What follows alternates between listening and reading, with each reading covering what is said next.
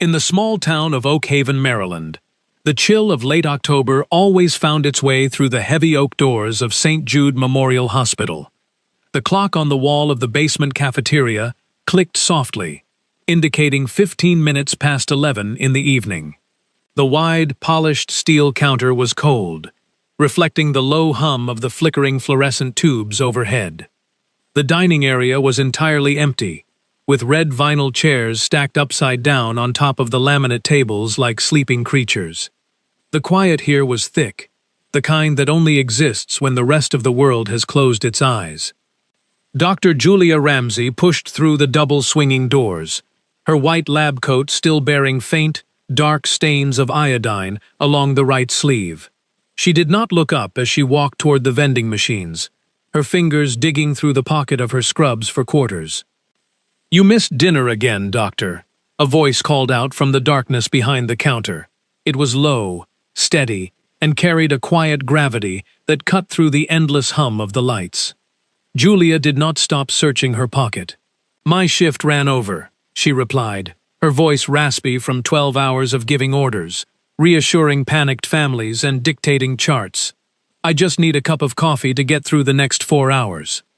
"Coffee at this hour is poison, and you know it better than anyone in this building," the man said, stepping into the dim light. "You are a physician, Dr. Ramsey. You ought to treat your own body with at least a fraction of the respect you show your patients." Charles Parker emerged from the back of the kitchen, wiping his hands on a clean but faded white apron.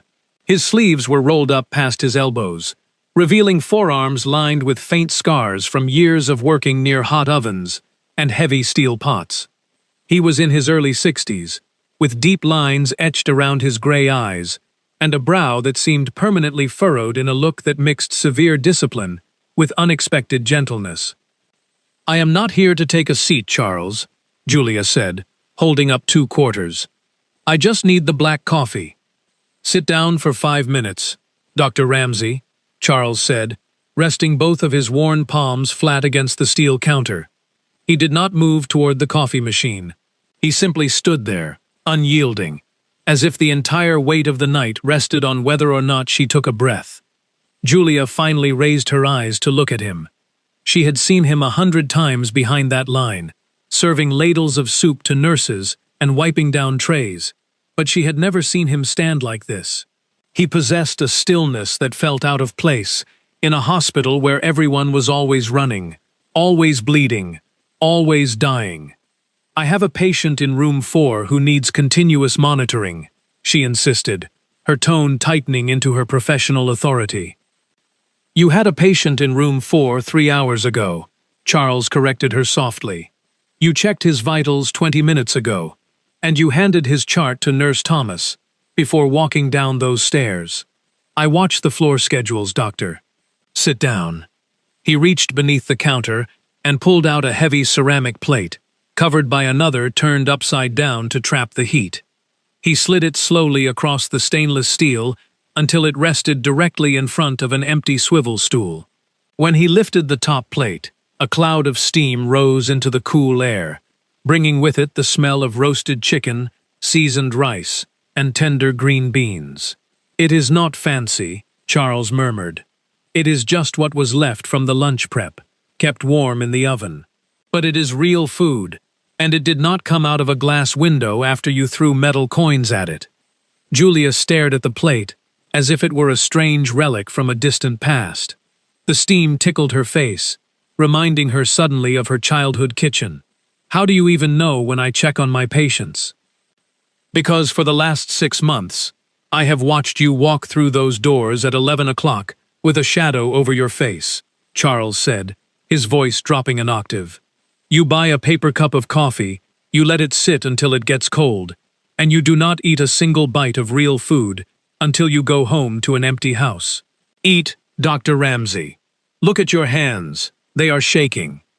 Julia looked down at her right hand. The 2 quarters were trembling against her palm. It was the subtle, rhythmic tremor of low blood sugar, a condition she diagnosed in others 10 times a day without ever stopping to address it in herself. Embarrassed, she closed her fingers into a tight fist and shoved her hand into her coat pocket. "I am not hungry," she lied, though her stomach felt like a hollow, aching void. "I am not going home until you clear that plate," Charles said, crossing his arms over his chest. "My shift ended at 10. I am supposed to be back here at 6 tomorrow morning. So you can sit down and spend 5 minutes eating real food. Or we can stay right here in this dark room, arguing until the sun comes up. You went to university for many years, Doctor. You make the call."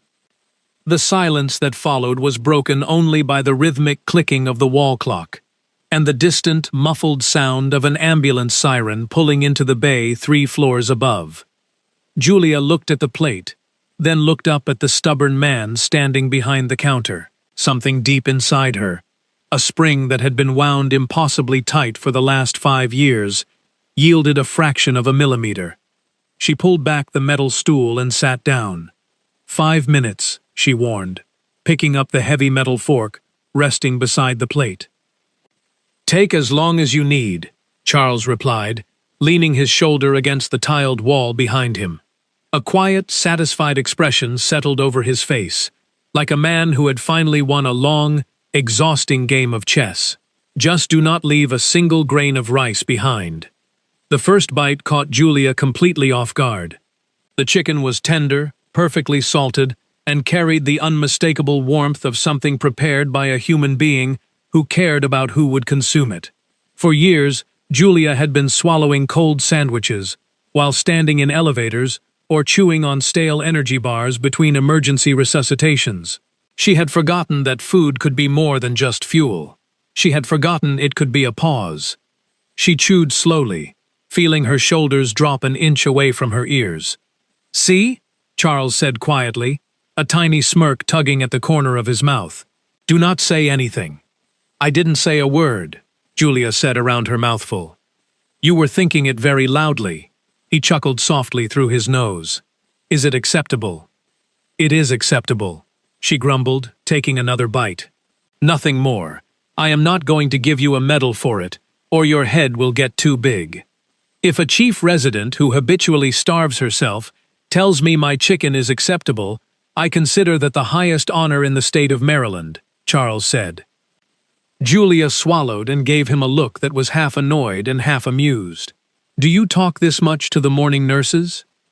"No," Charles admitted, resting his elbows on the back counter. "The morning nurses are easy. They talk your ear off before you even hand them their breakfast. You are much harder to figure out. You walk in here, you never say hello, you order a coffee you don't drink, and you leave.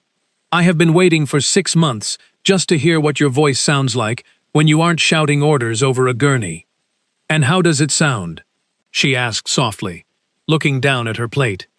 "Tired," Charles answered without a trace of cruelty. "It sounds very tired, Julia." The use of her first name, combined with the absolute accuracy of his observation, hit her harder than she expected. It felt like a gentle tap on an old, unhealed wound.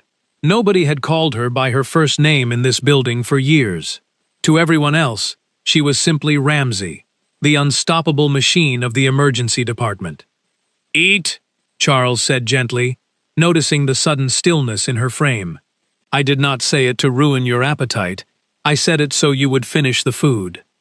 "Do you speak to all your customers like this?" she asked, trying to reclaim her defensive posture. "You are not a customer," Charles replied, picking up a wet rag to wipe down the already spotless sink. "You did not pay me. I can pay you right now," she said, reaching for her pocket again.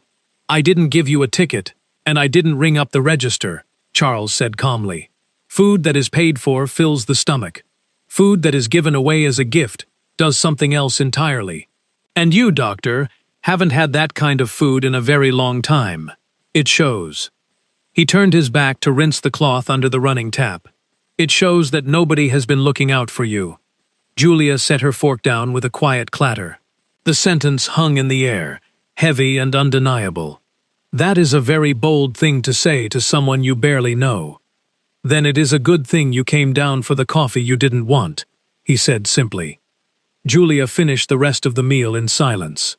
For 5 full minutes, no one called her name over the intercom, no resident asked her for a prescription, and no pager buzzed against her hip. There was only the warm plate, the heavy fork, and the quiet man who watched her finish as if her eating dinner was the most important event occurring in the entire hospital that night. When the plate was entirely clean, she pushed it gently across the steel counter. "Thank you, Charles," she said. Her voice came out slightly scratchy, unused to saying such a simple word with real meaning. "Tomorrow at 11, Charles said, picking up the empty dish and placing it into the sink. "And do not make me wait. You know I am stubborn enough to sit here until dawn." Julia stood up, adjusted the collar of her white coat, and walked toward the double doors. At the threshold, she paused, her hand resting on the metal push-bar. She did not turn around. "Why?" she asked quietly. "Why do you care whether I eat dinner or not?" The water ran into the stainless steel sink for several seconds before Charles answered. When he spoke, the light, teasing tone in his voice was entirely gone, replaced by an old, heavy sorrow. "Because once in my life, I failed to insist," he said softly, "and I have had to live with the regret of that silence every single day since." Julia stepped out into the cold, bright hallway. She did not fully understand what he meant, but that night, when she finally laid her head down in the call room, she fell asleep without the hollow, gnawing ache in her chest that she had long ago accepted as a permanent part of her life. St. Jude Memorial Hospital was an institution that never truly slept, and Dr. Julia Ramsey operated on the exact same principle. At 33 years old, she had earned the position of chief attending physician for the night shift in the emergency department. She held the fastest response time on the floor, the highest survival rate for trauma admissions, and the worst personal habits of anyone in the facility. She simply refused to take care of herself. She had grown up in a small, impoverished town in the western panhandle of Maryland, raised by a single mother who worked double shifts at a local textile mill. When Julia was 20, her mother collapsed at home and was rushed to a regional clinic, where she spent 4 hours on a cold vinyl gurney in a crowded hallway waiting for a physician who was too overwhelmed to see her in time. By the time a doctor arrived, her mother's ruptured aortic aneurysm had already taken her life. That loss had transformed Julia. It had forged a deep, burning fury inside her, a drive to become the physician who always arrived in time, the one who never left a human being waiting in a dark hallway.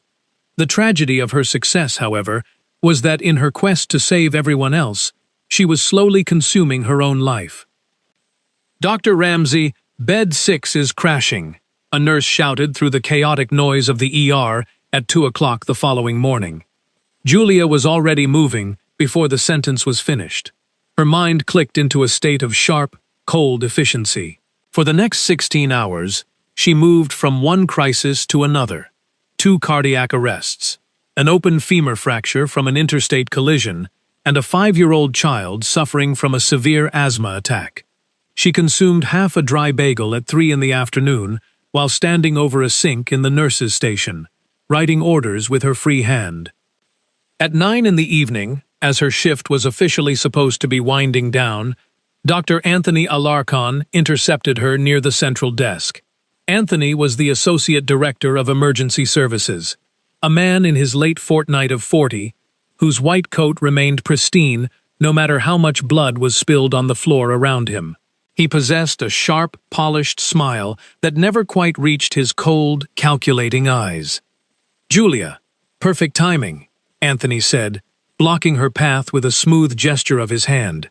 "I need you to cover Dr. Harrison's shift on Thursday night." Julia stopped, rubbing the bridge of her nose where her safety glasses had left a deep red indentation. "Thursday? Anthony, I finish a 24-hour call on Thursday morning. If I work Thursday night, I will be working 48 hours with barely a 3-hour nap." "And then you have Friday off," Anthony said smoothly, shrugging his shoulders as he tucked his hands deep into his coat pockets.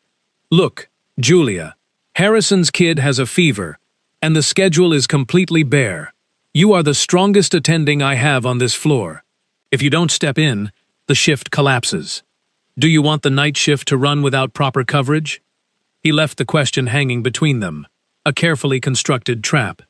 He had been using that exact emotional leverage on her for 2 years. He knew her history. He knew that the thought of patients sitting unattended in the hallway was the one trigger that would force her to surrender her own well-being every single time. "It isn't safe, Anthony," Julia said quietly, her voice flat. "I am exhausted. Tired doctors make mistakes." "Nonsense," Anthony laughed, patting her on the shoulder with a heavy, patronizing hand. "When I was a resident at Johns Hopkins, we regularly worked 36 hours straight without complaining. You are made of tougher stuff than that, Ramsey. Think of the patients. They need someone with your skill level up here." Julia looked at his immaculate coat, then down at her own shoes, which were stained with dried saline and blood. "Fine," she whispered. "I will take the shift." "I knew I could count on you," Anthony said, giving her shoulder one last firm pat, before turning on his heel. "You are the backbone of this floor, Julia. Truly." He walked away, whistling a low, cheerful tune. Julia stood motionless in the corridor. Her back ached, her knees felt stiff, and a deep, throbbing pain was building behind her left eye. At 11:15, her feet moved toward the basement stairs almost automatically. When she pushed open the doors to the cafeteria, Charles was standing behind the counter as if he had never left. A warm, covered plate was already waiting on the stainless steel surface. "You are late," he said, without looking up from the large brass pot he was scrubbing. "It was an exhausting day," she replied, dropping onto the stool without arguing.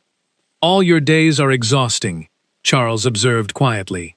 He slid the plate closer to her, along with 2 warm biscuits wrapped in a linen napkin to keep them soft. "Eat." Julia lifted the cover. A rich, fragrant stew made with tender beef, carrots, and potatoes sat steaming before her. She picked up the spoon and ate 3 bites before speaking. "Do you know Dr. Alarcon?"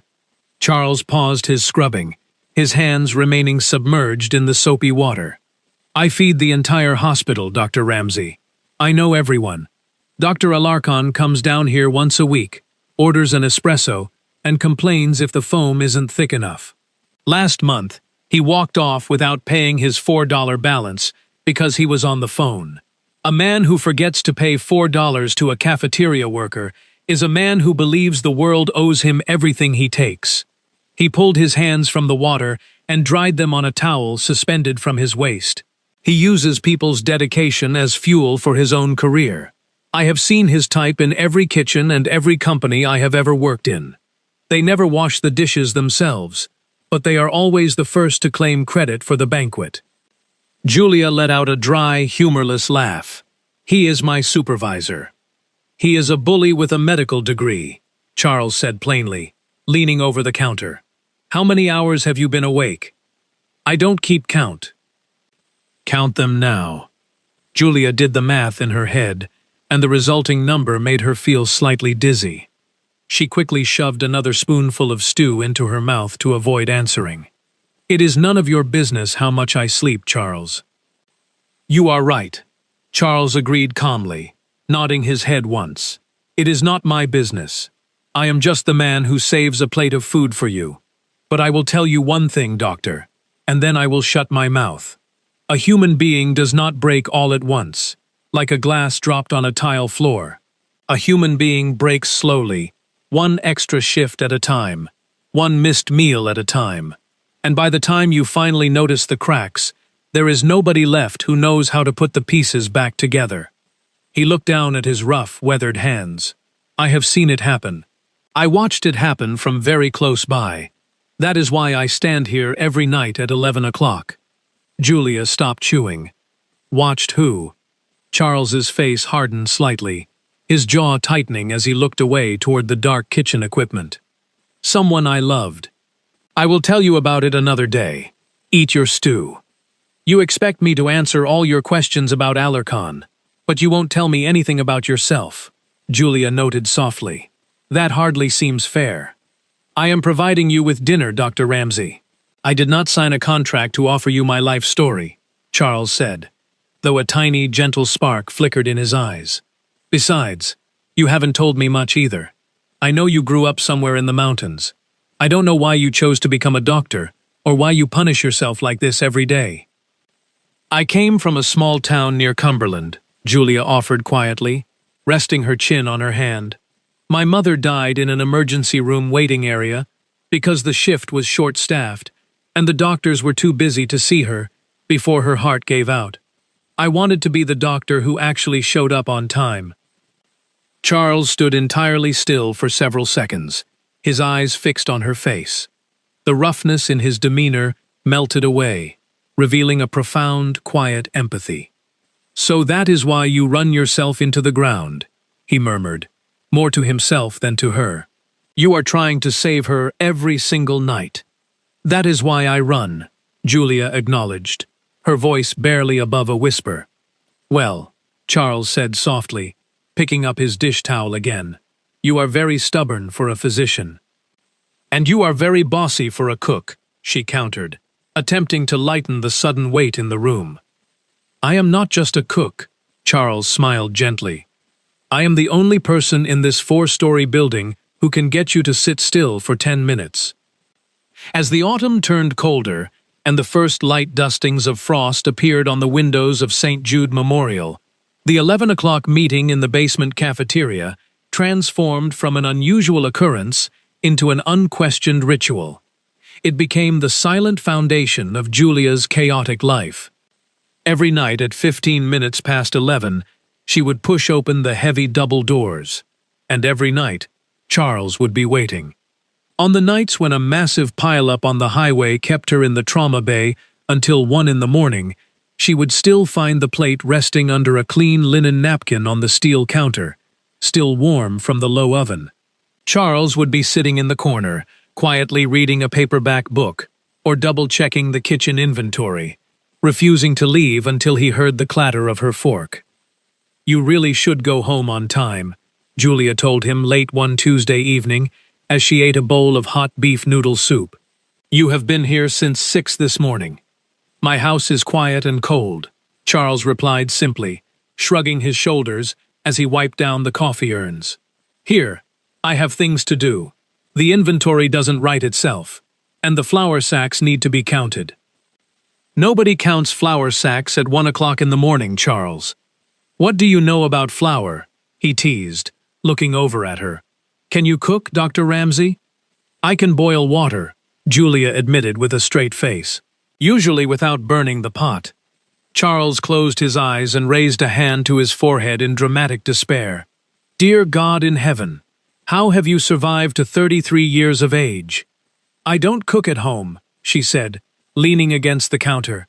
"My kitchen is currently being used as extra storage space for my medical journals and old textbooks." "That is a tragedy," Charles declared, shaking his head. "Using a kitchen for paper storage is like using a surgical suite as a closet for old linen. It is an offense against nature.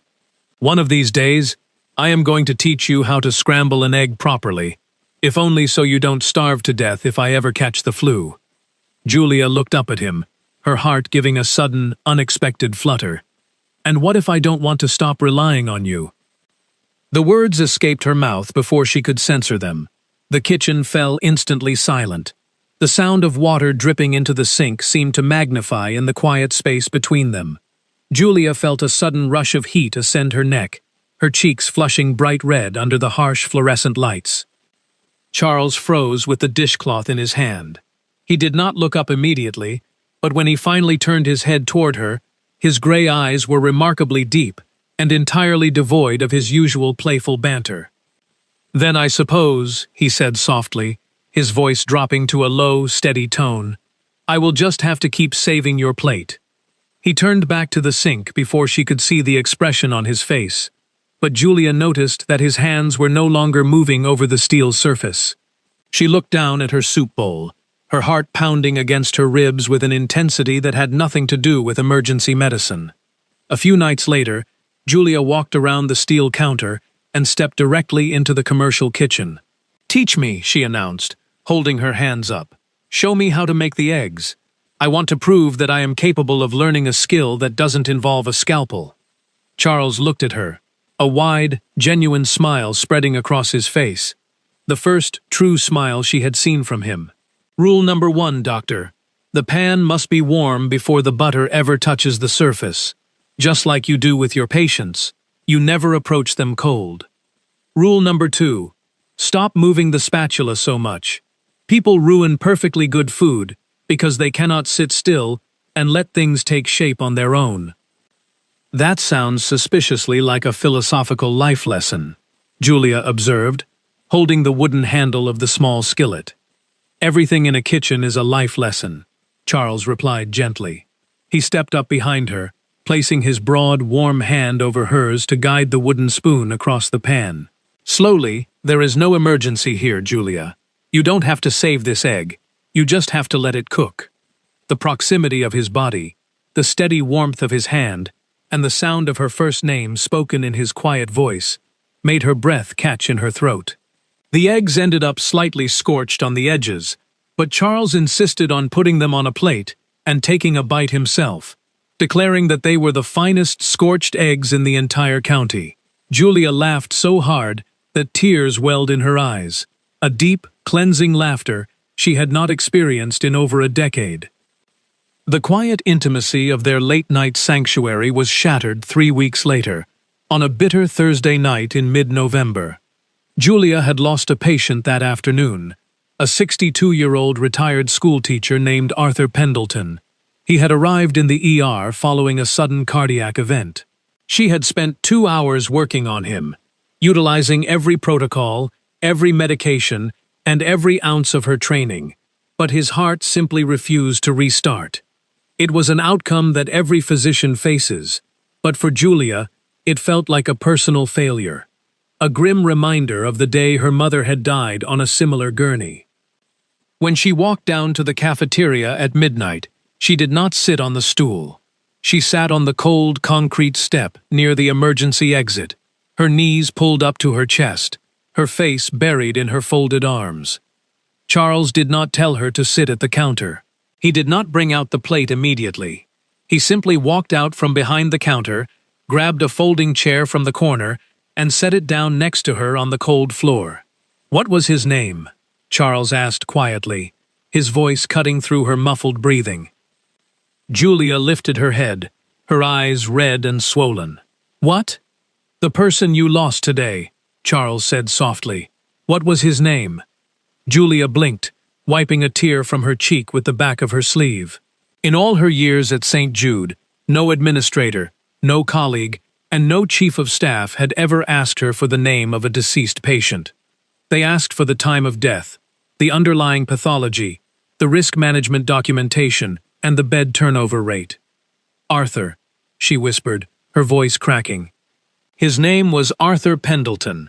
He had 3 grandchildren, and he brought a small wooden carving of an owl in his pocket. Charles nodded slowly, looking out into the empty cafeteria, as if committing the name to a permanent ledger in his mind. "Arthur Pendleton," he repeated gently. "You did everything that human hands could do for Mr. Pendleton today, Julia. I know you did, because you do not know how to give anything less than everything. But sometimes a body is simply ready to rest, and that is not your fault. It is just the way the world is made." Julia leaned her head against the cold brick wall and wept. She cried hard and deep, allowing the grief she had suppressed for years to spill out of her in long, ragged sobs. Charles did not try to hush her, nor did he offer empty platitudes. He simply reached out and placed a large, warm hand between her shoulder blades, standing as a firm, immovable shield between her and the cold room until her crying finally subsided. When she wiped her face and looked up, Charles handed her a fresh linen napkin. "Now," he said quietly, "come sit at the counter. The soup is getting cold, and Mr. Pendleton would certainly not want the physician who fought so hard for him to go to sleep on an empty stomach." That night, as she ate her dinner, Charles told her the story he had kept hidden for 6 months. "My younger sister, Margaret, was 4 years younger than me," he said, staring down at his coffee cup. "I raised her after our parents passed away. She was an intensive care nurse in Baltimore, the kind of person who carried the whole world on her shoulders. She worked 60 hours a week, covered every shift people begged her to take, and never took a single day for herself.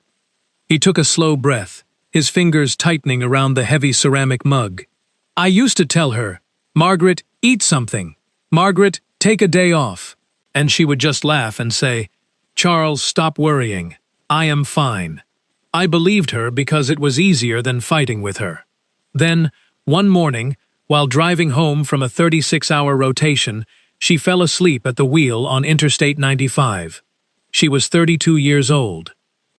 The silence in the kitchen was total. "When I saw you walk through those doors 6 months ago," Charles said, his voice trembling slightly, "with that same pale face and that same stubborn refusal to rest, I felt like I had been given a second chance by Almighty God. I told myself, not this time. I am going to make sure this one eats." He looked across the counter into Julia's eyes. "It started because of Margaret. But it isn't about Margaret anymore, Julia. It has been about you for a very long time." The shift in their relationship did not go unnoticed by Dr. Anthony Alarcon. Men like Anthony possess an instinct for detecting subtle changes in power dynamics within their territory, and he despised anything he could not actively control. At the end-of-month administrative meeting in early December, Anthony stood at the front of the conference room, reviewing the department's performance metrics. Julia sat near the back, looking noticeably healthier than she had in months. Her skin had regained its color, and the dark circles under her eyes had significantly faded. "I see our night shift response times remain excellent," Anthony said, shuffling through his printed reports. Then he paused, turning his cold smile directly toward Julia.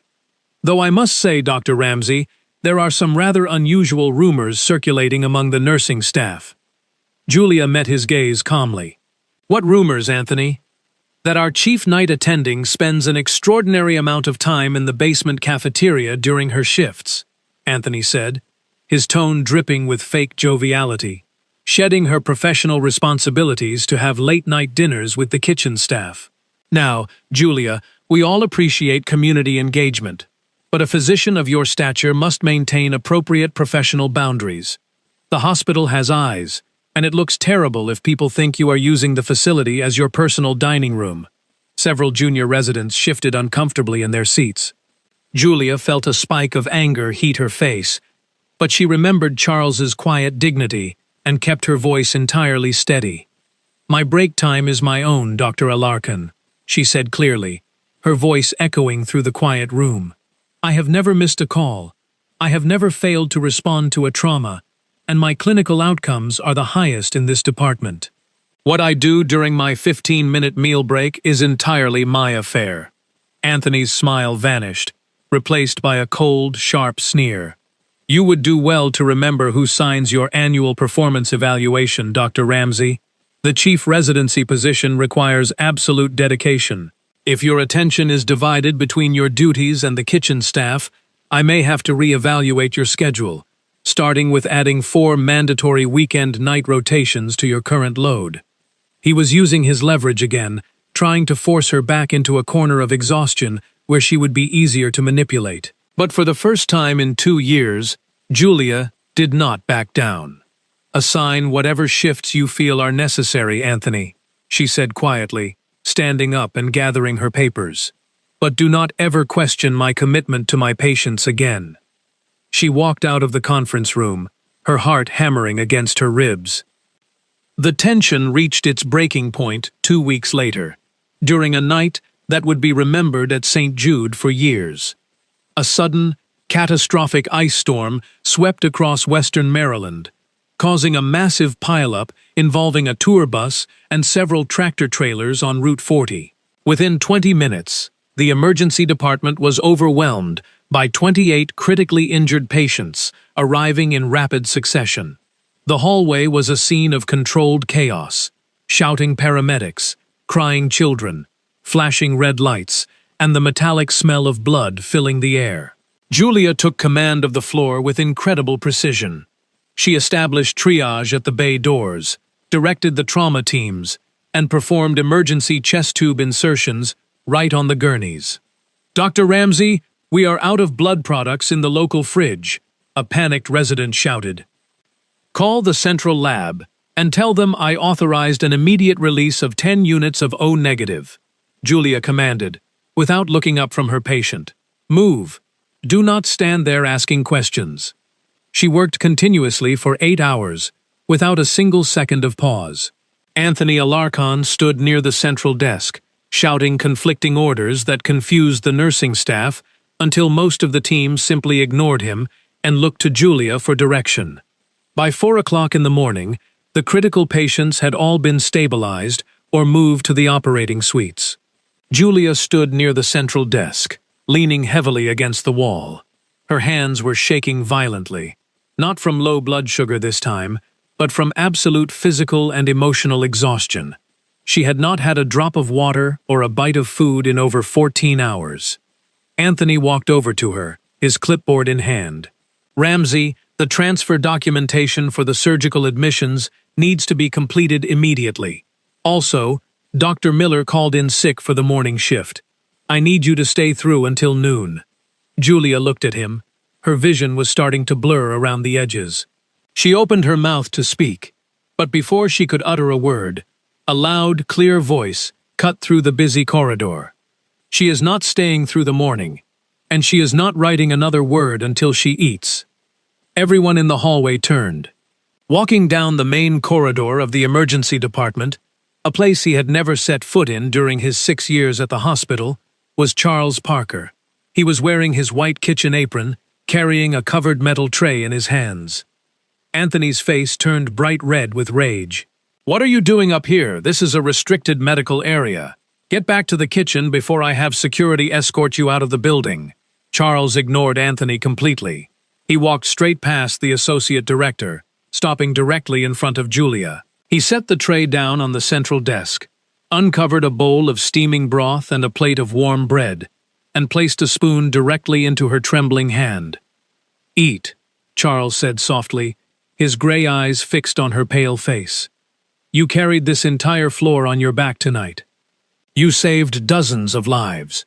Now you sit down and you take care of yourself. Are you insane? Anthony yelled, stepping between them. I am the Associate Director of Emergency Services.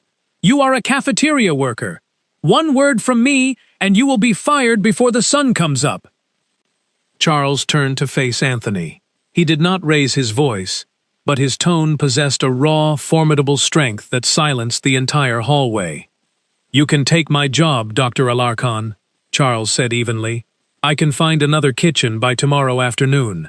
But you cannot take away the fact that this woman just did your job, and her own, for 8 straight hours, while you stood in the corner clutching a clipboard. She is a human being, not a machine for you to break. And as long as I am standing in this building, I am not going to let you drive her into the ground. An uncomfortable silence fell over the corridor. Nurse Thomas, a veteran who had worked at St. Jude for 30 years, stepped forward and stood beside Charles. He is right, Dr. Alarcon, Nurse Thomas said firmly. Julia has worked 14 hours straight. We will complete the transfer paperwork. She is taking her break. 2 other senior nurses nodded in agreement, stepping up to form a quiet wall of support around Julia and Charles. Anthony looked around the room, searching for a single ally among the staff, but every eye met his with cold defiance. Realizing he had completely lost control of the floor, Anthony turned on his heel and stormed off toward his office, without saying another word. Julia sat down on a chair behind the desk, her hands still trembling as she lifted the spoon. The broth was warm, perfectly seasoned, and filled her with a sense of comfort that washed away the deep, cold ache in her bones.